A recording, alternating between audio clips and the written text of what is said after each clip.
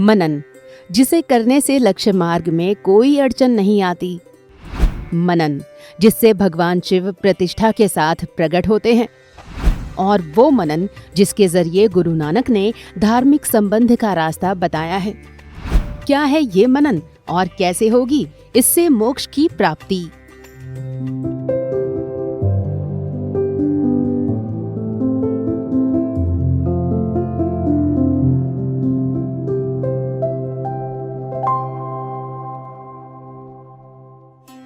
मनन के बारे में बताते हुए सद्गुरु गुरु नानक की वाणी का जिक्र करते हुए लिखते हैं कि शिवाजी के सेनापति भामलेकर ने मुगल सरदार बहलोल खां को युद्ध में परास्त कर दिया था। इस युद्ध में मिली जीत के बाद भामलेकर ने मुगल सरदार की पत्नी का अपहरण कर लिया और ऐसा करके वो खूब प्रसन्न था। उसे लग रहा था कि जैसे मुगलों ने औरतों का अपहरण कर उनसे एक वस्तु समान व्यवहार किया है, वैसे ही हम बहलोल खां की पत्नी के साथ करेंगे। सेनापति भामलेकर इसी सोच के साथ शिवाजी के दरबार में एक डोली लेकर पहुंचा, जिसमें मुगल बादशाह की औरत कैद थी। शिवाजी ने अपने दरबार में रखी डोली का पर्दा हटाया और उस स्त्री को देख अति सुंदर का उद्घोष किया। ऐसा सुन भामलेकर की खुशी का ठिकाना न रहा। वो सोचने लगा कि उसे आज कीमती पुरस्कार मिलेगा, लेकिन कुछ ही समय में वो चौंक गया। दरअसल एक स्त्री की सुंदरता की तारीफ करते हुए छत्रपति शिवाजी ने लंबी सांस लेकर कहा कि मुझे खेद है कि मैं आपकी कोख से पैदा नहीं हुआ। यदि मैं आपकी कोख से पैदा होता तो मेरी सुंदरता भी आपके जैसी होती। आप मेरी माँ तुल्य हैं। हे मातेश्वरी, आप मेरे सेनानायक को इस अपराध के लिए क्षमा करें। बेगम साहिबा, जो अब तक डरी हुई थी, इन बातों को सुनकर वो अपनी पालकी से बाहर निकली और दुआ देते हुए बोली, अल्लाह ताला आपको हमेशा बुलंदी पर रखें। इसके बाद शिवाजी ने अपनी माता तुल्य बेगम साहिबा को बहलोल खां के पास पहुंचाने का आदेश दिया। छत्रपति के ऐसे कार्य को देख दरबार उनके नाम के जयकारों से गूंज उठा। सबने एक स्वर में कहा कि वीर वही है जो नारी की मर्यादा की रक्षा करता है। सद्गुरु स्वामी कृष्णानंद जी महाराज अपनी पुस्तक एक ओंकार में इन बातों को लिखते हुए संयम के बारे में बताते हैं। वे गुरु नानक के प्रसंगों का जिक्र करते हुए लिखते हैं कि संयम शब्द जितना अच्छा है उतना खतरनाक भी।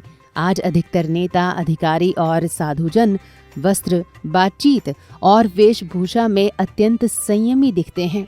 उन्हें इससे पद प्रतिष्ठा भी मिलती है, लेकिन इन्हीं लोगों में से अधिकतर का एकांत के अंधेरे में संयम का बांध टूट जाता है। राक्षस वृत्ति भी उनके सामने कभी कभी नतमस्तक हो जाती है, क्योंकि सार्वजनिक मंचों पर उनका चेहरा दिखता कुछ और है, लेकिन वास्तव में वे होते कुछ और हैं। इसी संयम को लेकर गुरु नानक भी कहते हैं कि ये किसी समस्या का समाधान नहीं है, समाधान तो सुरति है। संयम करने वाला व्यक्ति हर समय झगड़े के बारे में सोचता रहता है। यदि झगड़े से जुड़ा संयम का बांध टूट जाए तो इंसान एक दूसरे को काटने मारने के लिए तैयार हो जाता है। हालांकि इस पर नियंत्रण करने वाला इंसान इस प्रकार की लड़ाई को रोकने में कुछ हद तक कामयाब भी हो जाता है।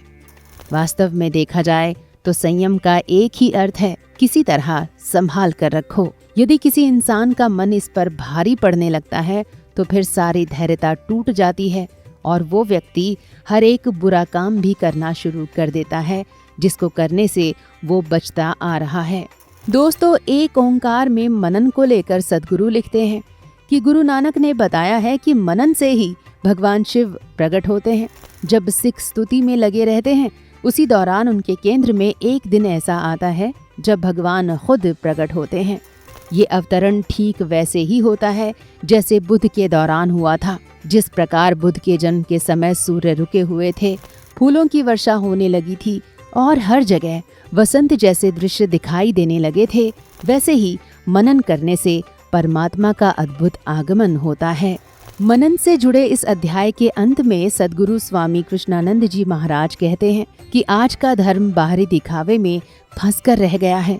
हम किसी संप्रदाय की पुस्तकों का पाठ कर लेते हैं, पत्थर की मूर्ति पर जल चढ़ाकर उसकी आरती कर देते हैं। इस प्रकार के कार्यों को हमने धर्म समझ लिया है, हालांकि ये इंसानों की मूर्खता का प्रतीक है जिसका गुरु नानक ने विरोध किया था।